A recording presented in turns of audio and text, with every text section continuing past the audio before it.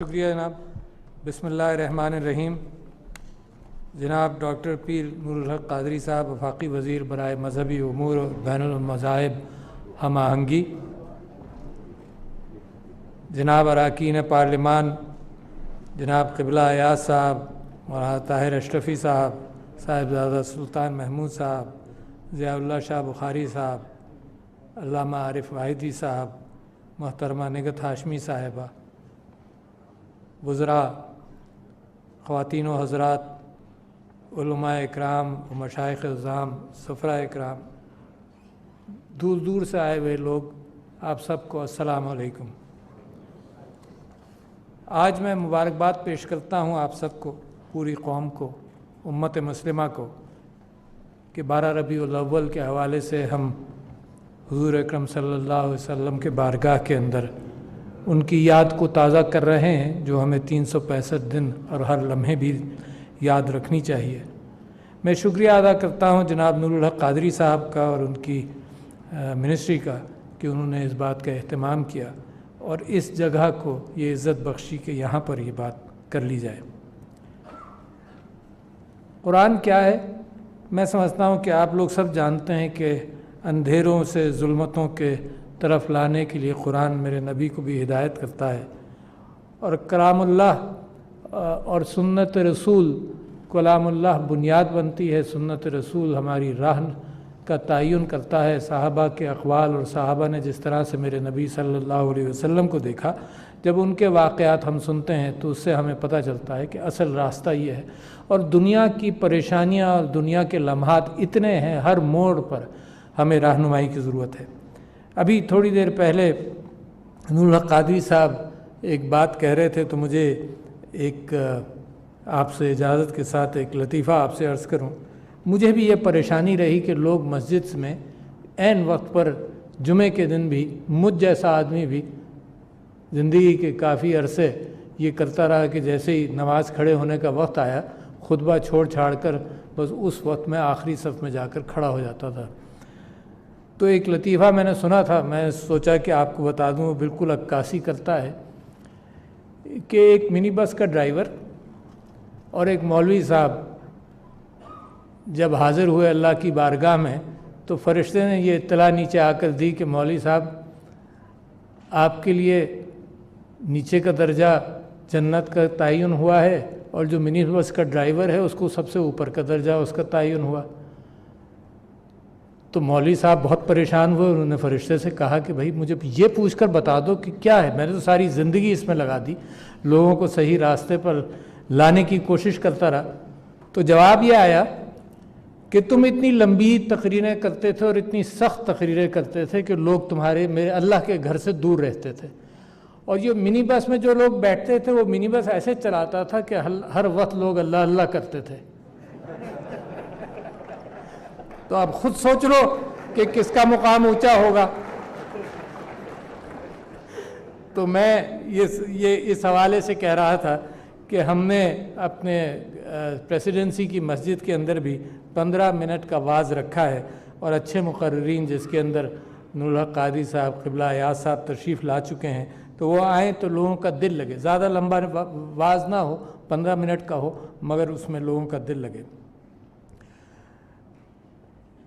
حضرت عائشہ رضی اللہ عنہ فرماتی ہیں کہ قرآن کو سمجھنے کے لیے اسوہ حسنہ، میرے نبی نے جیسے زندگی گزاری اس کو دیکھتے رہو، سمجھتے رہو، اور ہر لمحہ اس کا قیمتی ہے۔ اور آج کا موضوع تو بڑا اہم ہے، اور اس موضوع کے حوالے سے میں آپ سے گزارش کروں، اور میرے دل کو بہت عزیز ہے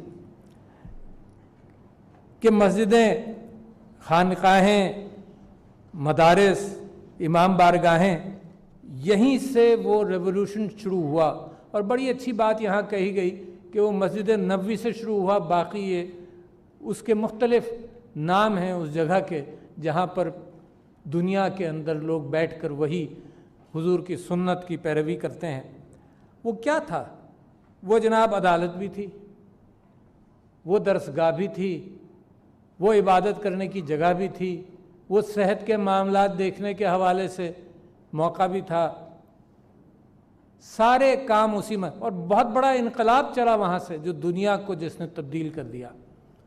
تو میرا تو پکا ایمان ہے کہ اگر دنیا اسلام کے اندر یا پاکستان کے اندر تبدیلی آئے گی تو اس کا بنیادی ستون وہ مسجد ہے جو میرے نبی صلی اللہ علیہ وسلم نے بنائی تھی، بالکل کوئی اس میں مجھ کو شبہ نہیں ہے۔ تو لہٰذا میں نے کیا کیا، جیسے ہی میں آیا تو میں نے کہا کہ اسلامک آئیڈیالوجی کونسل سے اور منسٹری آف ریلیجیس افیئر سے یہ بات کی جائے۔ تو مجھے جس طرح کی پریسیڈنسی یہ رہی ہے تو مجھے یہ کہا گیا کہ جناب یہ خط اگر آپ لکھیں گے تو وزیر اعظم سے بھی اجازت لیں گے، منسٹری آف لاء سے اس کو منظور کرائیں گے، اور پھر یہ آپ اس میں خط لکھیں گے۔ تو میں کہا ٹھیک ہے۔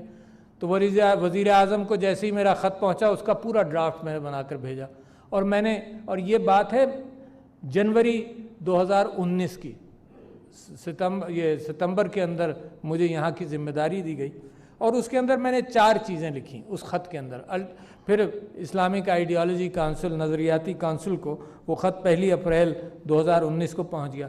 4 چیزیں لکھیں، اور اللہ کا احسان ہے کہ وہ پرائرٹیز لکھیں جو ملک کے اندر بعد میں آ گئیں، اور میں نے ان سے یہی درخواست کی اسلامک آئیڈیالوجی کونسل سے کہ مسجد کا جو مقام ہے قوم کا اخلاق بنانے میں، قوم کی تربیت کرنے کے حوالے سے، اس رول پر اب کم نظر آتی ہے۔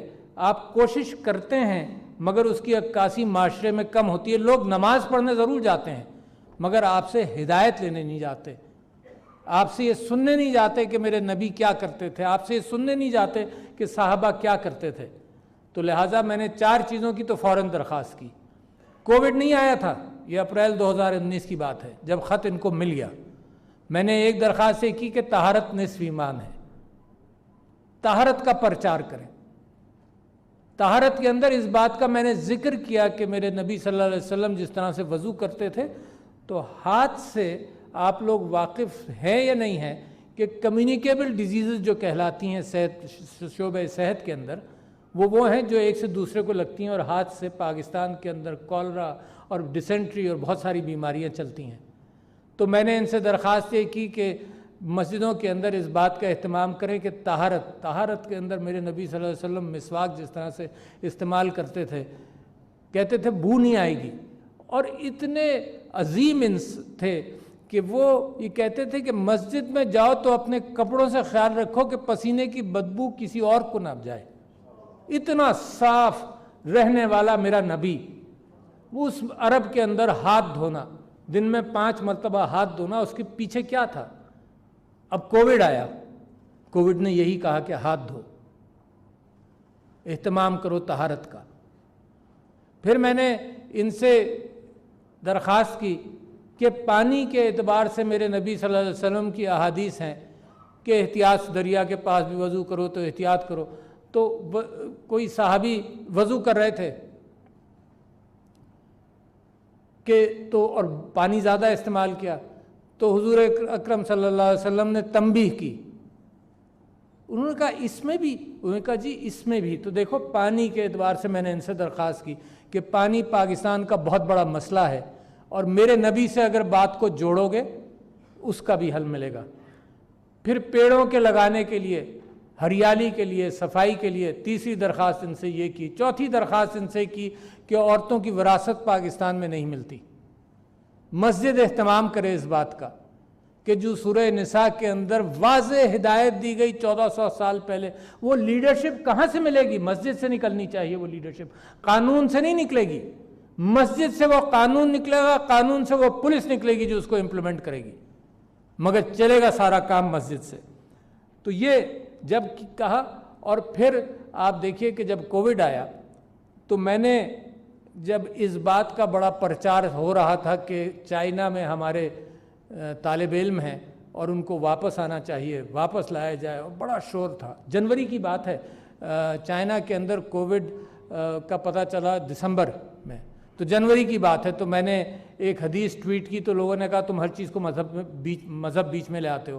اس حدیث میں حضور اکرم صلی اللہ علیہ وسلم کا کہنا ہے کہ جہاں پہ مرض ہو، جہاں پہ طاعون ہو، وہاں کے لوگ وہیں رہیں، اور جو صحت مند جگہ کے لوگ ہیں وہ وہاں نہ جائیں۔ اس کے بعد یہ جنوری میں کہا میں نے، پھر جو سیف ڈسٹینسنگ کی، دیکھو تین چار ہدایت گئی نا، کہ ایک تو ہاتھ دھو، ایک تھا سوشل ڈسٹینسنگ رکھو. تو حضور اکرم صلی اللہ علیہ وسلم کی دوسری حدیث، ایک اور حدیث اس حوالے سے میں کہتا ہوں اللہ کا احسان ہے کہ ہر موقع کے اعتبار سے مجھے نبی صلی اللہ علیہ وسلم کی زندگی سے رہنمائی ملتی رہی ہے، اور آپ لوگوں کو بھی ملتی رہی ہے. تو دوسرا یہ تھا کہ بیمار اور صحت مند لوگوں کو قریب نہیں کھڑا کرو. تو ہمارے ہاں سوشل ڈسٹینسنگ بھی کووڈ کی وجہ سے ہم نے اس کا پرچار کیا، بالکل عین جو میرے نبی کی ہدایات تھیں وہ. پھر تیسری بات میں آپ سے کہوں کہ جو یہ کہا کہ جو بیمار ہے وہ گھر میں رہے تاکہ دوسروں کو نہ لگے. تو کووڈ والوں نے جنہوں نے اہتمام کیا تو انہیں اسمارٹ لاک ڈاؤن کا اہتمام کیا کہ جو بیمار ہیں وہ گھر میں رہیں. اور اللہ کا فضل ہے کہ جب آپ لوگوں نے اتحاد کا مظاہرہ کیا، علماء نے اتحاد کا مظاہرہ کیا، جب علماء سے یہ بات نکلی کہ نماز پڑھو، سارے 1400 سال علماء یہ کہتے رہے کہ کندھے سے کندھا ملاؤ. تو ایک بہت بڑا اجتہاد کیا علماء نے. اور میں کہتا ہوں پاکستان میں قیادت اسی طرح سے نکلتی ہے. اجتہاد کیا، انہوں نے کہا نہیں سوشل ڈسٹینسنگ کے ساتھ نماز پڑھو. کبھی آپ تصور کر سکتے ہیں کہ عالم یہ کہے کہ گھر پر رہو، فرض نماز کے لیے نہ ہو؟ علماء نے اتحاد کے ساتھ یہ بات کی، اتفاق کے ساتھ یہ بات کی کہ 60 سال سے عمر کے زیادہ لوگ جو ہیں وہ باہر رہیں، نماز مسجد میں نہ آئیں. تو میں سمجھتا ہوں کہ جب آپ نے اتفاق دکھایا مسجد اور ممبر سے، محراب اور ممبر سے، تو اللہ نے کووڈ کے اندر بڑی برکتیں ڈالی ہیں. یہ موقع نہیں ہے کہ میں وہ سب آپ کو یاد دلاؤں، مگر بڑی اللہ تعالیٰ نے برکت ڈالی. حضور اکرم صلی اللہ علیہ وسلم نے مثال یہ دی کہ جب اتحاد ہو تو مسلمان ایک جسم کی طرح ہیں. اور انہوں نے کر کے دکھایا. تو صحابہ نے پوچھا کس طرح حضور ذرا سی تشریح فرمائیں. تو انہوں نے کہا اس طرح سے مسلمان ایک جسم کی طرح، جب اتحاد کرتے ہیں تو اس طرح سے اکٹھا ہوتے ہیں. تو میں یہ سمجھتا ہوں کہ اور بہت سارے موقعوں پر کہا کہ اختلافات مت پیدا کرو، دوریاں بڑھتی ہیں. تم سے پہلے کی نسلیں اور تم سے پہلے کی امتیں، کتابوں والے لوگ تباہ ہوئے ہیں جب آپس میں اختلاف پیدا کیا ہے. تو میرے لیے اور آپ کے لیے تو حضور اکرم صلی اللہ علیہ وسلم ایک مشعل راہ ہے. نبی اور پیغمبر اللہ تعالیٰ نے ہر طبقے کے لیے، ہر جگہ کے لیے. کبھی میں کل پرسوں جمعے کے دن نور الحق قادری صاحب کو سن رہا تھا جمعے کے خطبے میں، تو وہ فرما رہے تھے کہ ایک ہی زمانے میں کئی نبی آئے، خاص جغرافیائی اعتبار سے کچھ گروہوں کے لیے الگ الگ نبی آئے. تو 1,24,000 نبی آئے. حضور اکرم صلی اللہ علیہ وسلم کی سب سے بڑی بات یہ کہ ان کے اندر وہ گفتگو کرنے کے اعتبار سے، لوگوں کے اندر اثر پیدا کرنے کے اعتبار سے جو کمال تھا اس کا اللہ تعالیٰ نے بھی ذکر کیا کہ تمہارے پاس لوگ اس لیے کہ تم نرم گو ہو. صلاحیت تو اللہ ہی نے ڈالی، اور پھر اللہ نے اسی صلاحیت کی تعریف صرف اس لیے کی کہ ہمیں اور آپ کو احساس ہو کہ ہم ایک دوسرے کے ساتھ نرم گو ہوں. سب سے مزیدار چیز اور سب سے پریشان کن چیز یہی ہے کہ اچھی پرلطف زبان سے کسی کو بلائیں تو وہ مزیدار ہے، اور سب سے پریشان کن یہ ہے کہ زبان کے اندر تلخی پیدا ہو. تو حضور اکرم صلی اللہ علیہ وسلم کے حوالے سے نرم گوئی کی میں نے مثال دی. اور یہ کمیونیکیشن سکلز جو ہیں یہ علماء کے لیے تو بے انتہا ضروری ہیں. میرے لیے یوں ضروری ہیں کہ میں گھر میں بھی اپنے بچوں کے ساتھ ایک کلام کرتا ہوں، بات کرتا ہوں. تو حضرت موسیٰ نے جب اللہ تعالیٰ نے کہ جاؤ فرعون کے گھر اور اس کو پیغام دو، تو حضرت موسیٰ گھبرائے. ان سے ایک فرعون کے ایک اہلکار کا جو ظلم کر رہا تھا اس کا قتل بھی ہوا تھا، تو وہ گھبرائے. تو اللہ تعالیٰ نے سے انہوں نے دعا کی، رب اشرح لی صدری ویسر لی امری واحلل عقدۃ من لسانی یفقہوا قولی. صرف اس لیے کہ ان کی بات میں اثر ہو. اللہ سے دعا کی میرا سینہ کھول دے، مجھے ہمت دے، میرے لیے علم کے لیے میرا سینہ کھول دے، میرے لیے مشکل آسان کر. اللہ سے دعا کی، اور جو میں کہوں اور میری زبان کی لکنت جو ہے وہ آسان کر دے کہ میرے اوپر الفاظ آئیں، میں جب بات کروں تو لوگوں پر اثر ہو. تو اور میرے قول کا لوگوں پر اثر ہو۔ اب یہی چیزیں ہیں جو ہر عالم دین، ہر مولوی یا تو لکھ کر بات کر لے گا، اس میں اصل تلاش کرے گا، یا اپنی زبان سے کہے گا۔ لکھتے کتنے ہیں؟ 1% لکھیں گے، 2% لکھیں گے، 98% ہم لوگ ہیں جو اپنی زبان کو استعمال کرتے ہیں۔ تو اللہ تعالیٰ نے ان کی ہمت بڑھائی، ان کو کرامات دیے۔ عصائے موسیٰ جو سانپ کے حوالے سے قرآن کے اندر قصہ بھی ہے، پھر وہ اللہ نے کہا کہ اس کو بحریہ احمر پر مارو تاکہ راستہ تمہارے کھلے۔ دوسری نشانی یہ دی کہ تم اپنا ہاتھ دایاں ہاتھ جب بغل میں رکھو گے تو وہ روشن ہو کر نکلے گا۔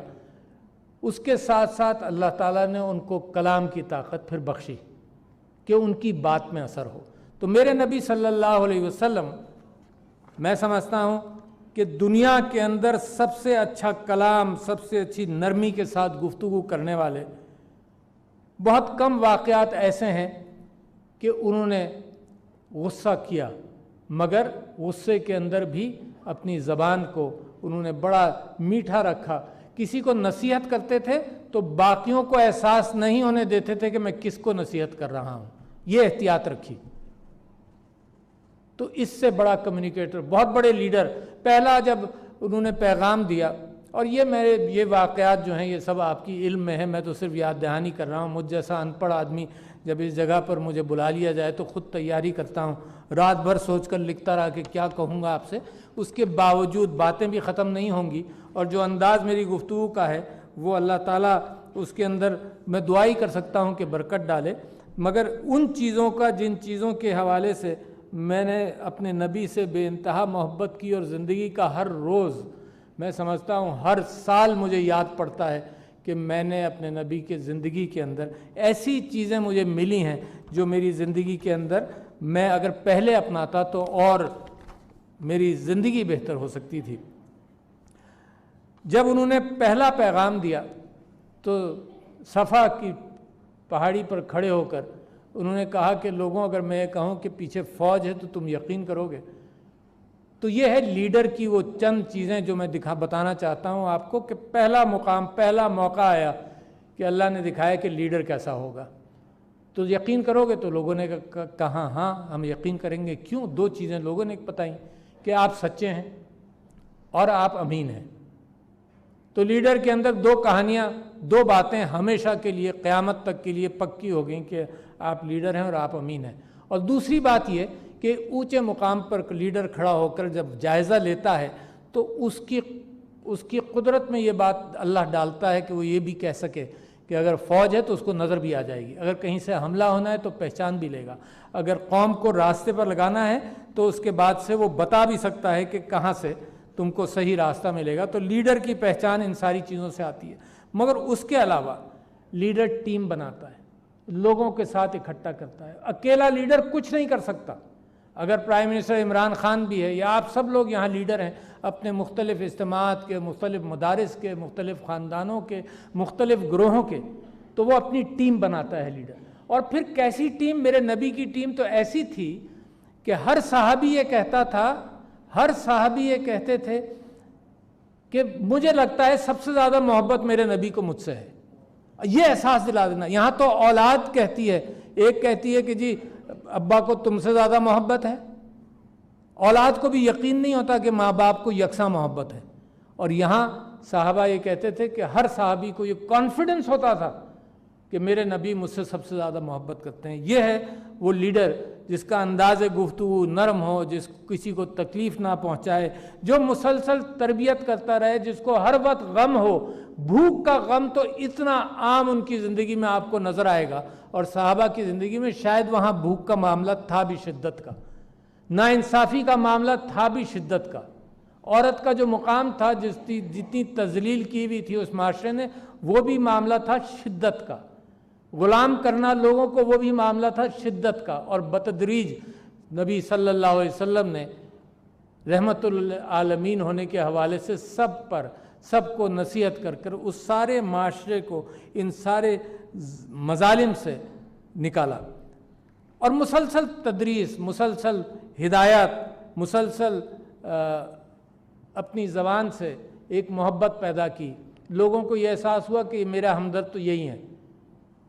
اور یہ کیفیت کہ نیکی فوراً کرو، آگے کے لیے رکھو مت، یہ کیفیت تو بڑی عام. صبح مال غنیمت آئے اور شام تک بالکل صاف ہو جائے. حضرت ابوبکر کے پاس اونٹ آئے، انہوں نے کہا آج کے دن میں یہ سارے اونٹ بانٹوں گا، ایک اونٹ بھی اگلے دن نہیں لے جاؤں گا. تو یہ بے چینی صحابہ کے اندر میرے نبی سے آئی کہ فوراً خیرات کرو. خیرات کا جذبہ، بھوکے کو کھانا کھلانا، ہر وقت خیرات کا جذبہ ہر معاملے میں. اس بات کی کیفیت کہ ہمدردی یہاں تک کہ مال چھوڑنے والا اپنا مال چھوڑ جائے، مر جائے تو وہ مال اس کے لواحقین کا. اگر مقروض چھوڑ جائے، پریشان چھوڑ جائے تو میرے نبی صلی اللہ علیہ وسلم کہتے ہیں کہ میں اس کا ذمہ دار ہوں. یہ ہے ریاست کا مقام، یہ ہے ریاست کی ذمہ داری. بہت ساری چیزیں افراد پر بھی ہیں، مگر انہی چیزوں کو آپ ریاست پر لے جائیے. راستے میں ایک دوسرے کے ساتھ کیسے گفتگو کرو. راستے سے گزر رہے تھے تو بڑے زور سے 3-4 صحابی بڑی زور سے گفتگو کر رہے تھے. حضور کو ناپسند ہوا، پوچھا جی دین کے معاملے میں بات کر رہے ہیں. تو حضور نے کہا دیکھو راستے کے آداب ہیں کچھ. تو صحابہ نے پوچھا راستے کے بھی آداب ہیں؟ تو حضور نے کہا راستے کے آداب کے اندر ایک یہ کہ سلام کرو، لوگوں کو سلام میں پہل کرو. دوسرے یہ کہ نظریں اگر کسی مسلمان سے مل جائیں تو مسکراؤ. تیسرے یہ کہ نظریں نیچی رکھو. اس بات کا امکان ہے کہ خواتین بھی راستے میں چل رہی ہوں. اور چوتھے یہ کہ کسی کو راستے میں تکلیف نہ ہونے دو. تو ہم جیسے گناہ گاروں کے لیے ہے کہ جو گاڑی میں جائیں اور پروٹوکول ہو تو راستے میں تکلیف نہ ہو. بڑی اہم بات کہی. سیکیورٹی کے بہانہ تو آج کل چلتا ہی ہے، مگر اس کے علاوہ لوگوں کو احساس رہنا چاہیے کہ میرے نبی کی ہدایت ہے کہ راستے میں کسی کو تکلیف مت ہونے دو.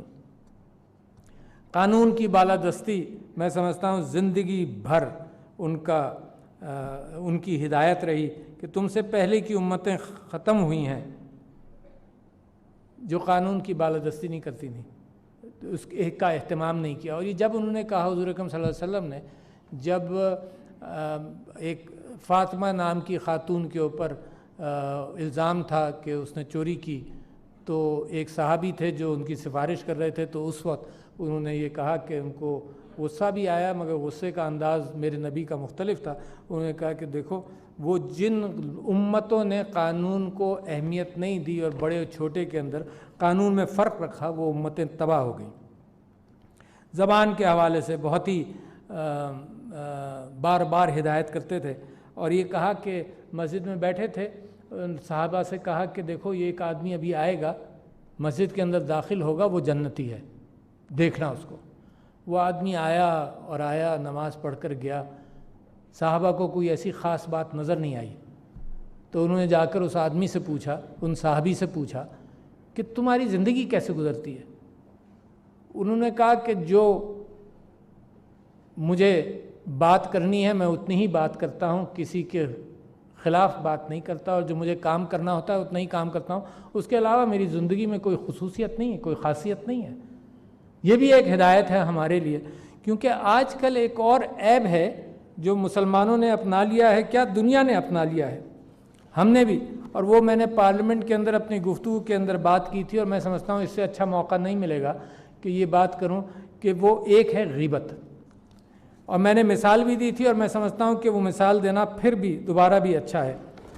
غیبت کے اوپر حضور اکرم صلی اللہ علیہ وسلم نے اتنی احتیاط بتائی کہ 3 آدمی بھی ہوں. دیکھو یہ سوشل میسیجز کتنے اچھے ہیں، آج کے نہیں ہیں، یہ میرے نبی کے زمانے سے ہیں. اس سے پہلے بھی جو نبی آئے ہوں گے وہ بھی کہتے رہے ہوں گے، لکھا نہیں گیا. انہیں کہا 3 آدمی ہوں محفل میں تو 2 آدمی الگ بات نہیں کرنا. تیسرے کو یہ خیال ہوگا کہ پتہ نہیں کیا بات کر رہے ہو. انسان کی فطرت سے واقف تھے حضور اکرم صلی اللہ علیہ وسلم. دوسرے، اللہ تعالیٰ فرماتا ہے کہ بھائی کا گوشت مت کھاؤ، مرے ہوئے بھائی کا گوشت مت کھاؤ۔ جو معراج کا ایک واقعہ حضور اکرم صلی اللہ علیہ وسلم نے اپنے صحابہ کو بتایا کہ معراج پہلے آسمان پر ایسے لوگ تھے جن کے لمبے لمبے ناخن تھے اور وہ اپنے منہ کو نوچ رہے تھے۔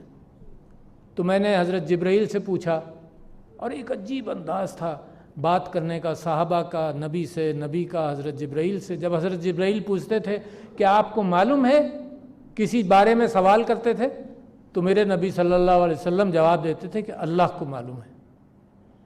جب صحابہ میرے نبی سے سوال کرتے تھے، نبی میرے صحابہ سے جب سوال کرتے تھے کیا تم لوگوں کو معلوم ہے، تو کہتے تھے اللہ اور اللہ کے رسول کو معلوم ہے۔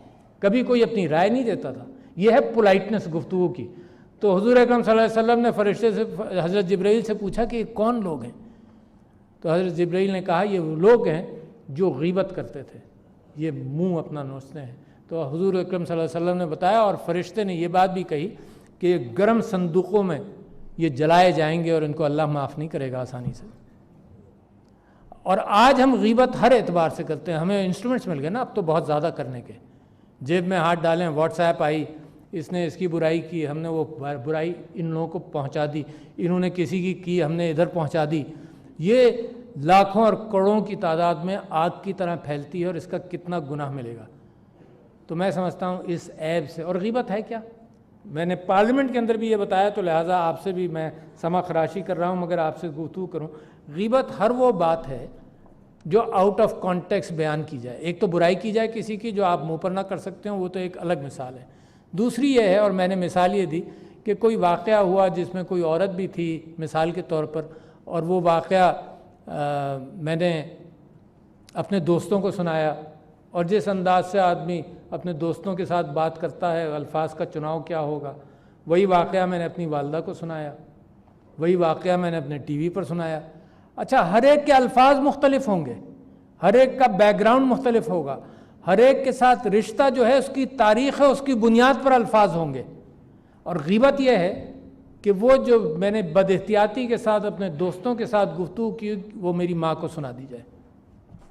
یہ ہے غیبت۔ اتنی سمپل سی چیز ہے، آؤٹ آف کانٹیکسٹ، اپنا مقصد پورا کرنے کے لیے، کسی کے ساتھ دشمنی نکالنے کے لیے، اور اس کی سزا کتنی بڑی ہے۔ میں نے آپ کو بتایا کہ حضور اکرم صلی اللہ علیہ وسلم فرماتے ہیں کہ جیسے سوکھی ہوئی لکڑی کو آگ پکڑتی ہے نا، اس طرح سے غیبت جو ہے وہ نیکیوں کو کھا جاتی۔ ہم نیکیاں کرتے ہی کتنے ہیں، کتنی نیکیاں ہم کرتے ہیں کہ اللہ تعالیٰ وہ بیلنس بتاتا ہے کہ جی یہ نیکی کرو گے تو 70 کا حساب ملے گا۔ اتنی کم ہم نیکیاں کرتے ہیں، اس کے اندر غیبت کا اب زہر ملا دیں تو پتہ نہیں آخرت کے دن میرے اور آپ کے پاس کیا رہ جائے گا۔ مجھے تو معلوم نہیں ہے، کیونکہ یہ جو چھوٹی چھوٹے گناہ ہیں جو میں آپ کے سامنے کہہ رہا ہوں کہ نہ کریں، اس کا تھوڑا سا عنصر مجھے بھی ہوگا۔ مگر میں اب آ جاؤں اپنی اصل بات کے اوپر۔ ایک تو مسجد اور ممبر اور محراب سے جو بات نکلے گی وہ قوم بنائے گی، اور یہ قوم بن رہی ہے۔ اس قوم نے سارے صحیح راستے پکڑ لیے ہیں، اور اللہ نے دنیا میں بھی اہتمام کر دیا کہ اس قوم کے راستے کھلنے شروع ہو گئے۔ کووڈ کا آپ نے مقابلہ کیا، انشاءاللہ افغانستان میں امن ہوگا، آپ کو بہت مواقع ملیں گے، آپ کا رخ کا تعین ہو گیا۔ آج آپ نے 12 ربیع الاول جو منایا ہے، اس کے اندر میں نے اور آپ نے جو گفتگو کی اور ہم نے جو محبت کا اظہار کیا، کل رات کو یہاں میں سونے جا رہا تھا کہ یہاں سے آواز آئی، نیشنل اسمبلی میں کوئی اہتمام کیا ہوا تھا، تو رات کو جب میں نکلا گاڑی کے اندر تو میں نے دیکھا کہ لوگ ایک میلہ لگا ہوا ہے، تو یقیناً اس خوبصورتی سے لوگوں کے جذبات، وہ چھوٹے چھوٹے بچے کتنے خوش پھر رہے تھے کانسٹیٹیوشن ایونیو کے اوپر، تو سارے ملک کے اندر آپ نے وہ ماحول پیدا کیا جس کے اندر لوگوں کو دوبارہ محبت کے ساتھ میرے نبی کے ارشادات کی طرف توجہ کر سکے۔ میں یہ بات آپ سے کہہ رہا ہوں آخر میں کہ قوم کی تربیت کہاں سے ہوگی۔ دیکھو 4 ہیں پلرز، جس کا ذکر بھی ہوا، 4 پلرز ہیں بالکل کلیئر۔ ایک ہے اسکول کے اندر اہتمام کر لیں کہ ایتھکس، اخلاقیات، دنیا اخلاقیات سے آری ہوتی جا رہی ہے۔ یہ جو میسیجنگ ہے، یہ سب کچھ اخلاقیات سے آری ہوتی جا رہی ہے۔ دنیا ملکوں کے تعلقات میں اخلاقیات سے آری ہو گئی، ویسٹڈ انٹرسٹ پر آ گئی ہے، تو دنیا، خاندان، انسان سب اخلاقیات سے آری ہوتے جا رہے ہیں۔ تو لہٰذا اخلاقیات کا درس، اسلام کا درس میرے نبی صلی اللہ علیہ وسلم کی اسوہ حسنہ کا درس سب سے زیادہ سب سے اہم سکول کے اندر، تو اس کا اہتمام شروع ہوا۔ دوسرا بڑا جس کا ذکر ہو رہا ہے یہاں پر کہ مسجد، محراب، ممبر، امام بارگاہ۔ تیسرا میڈیا، یہ ہو نہیں سکتا کہ میڈیا حرارت پیدا کرتا رہے، میڈیا آگ لگاتا رہے اور آپ سکون کی تلاش میں ہوں۔ تو میں امید یہ کرتا ہوں کہ میڈیا کے اندر بھی وہ احساس ذمہ داری پیدا ہو کہ قوم بھی بنانا ہے۔ انٹرٹینمنٹ کرو، انٹرٹینمنٹ سے کسی کو اعتراض نہیں، مگر قوم بنانا ہے اور جلدی بنانا ہے۔ بہت وقت ہمارا 70 سال ہمارے ضائع نہیں ہوئے، ہم نے سیکھا، ہم نے ٹھوکریں کھائیں۔ حضرت موسیٰ کو جو اللہ تعالیٰ نے ایک عصائے موسیٰ کے علاوہ اور اس ہاتھ کے علاوہ جو نعمت عطا فرمائی تھی وہ من و سلوہ تھا۔ 40 سال حضرت موسیٰ کی قوم بھٹکتی رہی، اللہ تعالیٰ نے یہ دکھایا کہ یہ قوم بھٹکتے بھٹکتے صحیح راستے پر آئے گی، پھر اللہ نے راستہ دیا۔ تو میں یہ سمجھتا ہوں کہ ہماری قوم بھی 70 سال میں اللہ راستے دکھاتا رہے اور ہم سیکھتے رہ رہے ہیں۔ اور آخری چیز جو پلر ہے، چوتھا پلر ہماری قوم کی تربیت کا، کیونکہ میری اور آپ کی امیدیں اگلی نسل کے ساتھ ہیں، میری اور آپ کی امیدیں اس نسل کے ساتھ ہیں، میری اور آپ کی امیدیں یہ ہیں کہ پاکستان ابھر کر ایک مسلمان قوت، ایک مسلمان امہ کے حوالے سے ایک لیڈرشپ دکھائے جس کا فقدان ہے، جس کی قدر دنیا کو جیسے ہی نظر آنے لگے گا ہو جائے گی بڑی تیزی سے۔ یہ رومانس جو ہے نا اسلام کے ساتھ اور حضور اکرم صلی اللہ علیہ وسلم، اس کے اندر ایک آگ ہے، وہ آگ ٹھنڈی کرنے والی آگ ہے، وہ آگ لڑانے والی آگ نہیں ہے۔ تو لہٰذا اور چوتھا پلر جو ہے جس کا ہمیں اہتمام کرنا ہے وہ ہمارا خاندان ہے۔ خاندان کی بڑی اہمیت، خاندان تربیت کرتا ہے۔ یہ جو آپ کے اور میرے اخلاقیات ہیں یہ گھر سے آئی ہیں، اس کے بعد کوئی نہیں تربیت کرتا۔ 20-25 سال کا آدمی ہو جاتا ہے تو کوئی واقعہ اچانک کوئی رونما ہو جائے، کوئی موت ہو جائے خاندان میں، کوئی پریشانی ہو، کوئی بہت بڑی تکلیف ہو تو لوگ بدلتے ہیں، ورنہ اصل میں بچپن سے ساری چیزیں سیکھتے ہیں۔ تو یہ جو 4 پلر ہیں، سکول، مسجد، ممبر، محراب، میڈیا اور خاندان، اس کو ہم اگر سنبھال کر رکھیں اور اس کا اہتمام کریں تو انقلاب حضور اکرم صلی اللہ علیہ وسلم کی 12 سالہ زندگی یا 62 سالہ زندگی کے اندر آ گیا۔ تو پاکستان کے اندر انقلاب کا جو خواب ہے جو یہاں سے شروع ہوتا ہے، میں سمجھتا ہوں کہ وہ خواب میں اور آپ دیکھ رہے ہیں، اور انشاءاللہ اس کی تعبیر میری اور آپ کی زندگی میں اللہ تعالیٰ پوری کرے گا۔